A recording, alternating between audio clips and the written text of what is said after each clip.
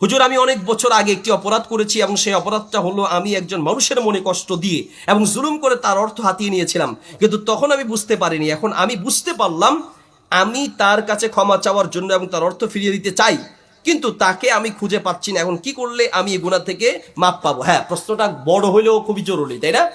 এগুলো শহর এলাকায় বেশি হচ্ছে। আপনি কোনো দোকানদারের টাকা মেরে দিলেন, বা কোনো মানুষের টাকা মেরে দিয়েছেন, বা কোনো সম্পদ তার মেরে দিয়েছেন।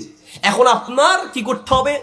সেই পাওনাদারের যদি পাওনা থেকে মুক্তি পেতে হয়, বাইতুল্লাহ গিয়ে যদি 10 বছরও গিলাপ ধরে কাঁদেন, মানুষের পাওনা 1 টাকাও আল্লাহ ক্ষমা করবে না, ঠিক কিনা? কারো টাকা আল্লাহ ক্ষমা করবেন না। তাহলে কি করতে হবে? যার টাকা মেরে দিয়েছেন তার কাছ থেকে ক্ষমা নিতে হবে, যার টাকা মেরে দিয়েছেন তাকে ফেরত দিতে হবে। কথার কথা, যার থেকে আপনি টাকা নিয়েছেন তাকে ফেরত দিবেন, তাকে আপনি খুঁজে পাচ্ছেন না, তাহলে তার ওয়ারিশ যদি কাউকে পান, সেই ওয়ারিশের কাছে ফেরত দিতে হবে। তাহলে অপশন একটা, নাম্বার 1 কি? পাওনাদারের টাকা কাউকে দিতে হবে? পাওনাদারকে। পাওনাদারকে পান নাই, কাকে দিবেন? ওয়ারিশকে পান নাই, কাকে দিবেন? আল্লাহকে দিবেন।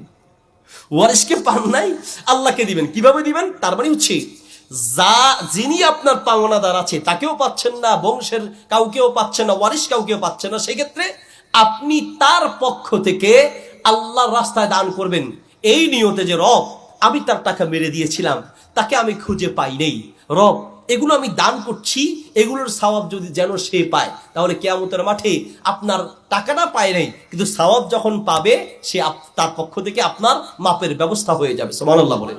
তাহলে কারো যদি আপনি মেরে থাকেন, এইভাবে পরিশোধের ব্যবস্থা দুনিয়ায় থাকতেই করে নিতে হবে। আল্লাহ আমাদেরকে তৌফিক দান করুন।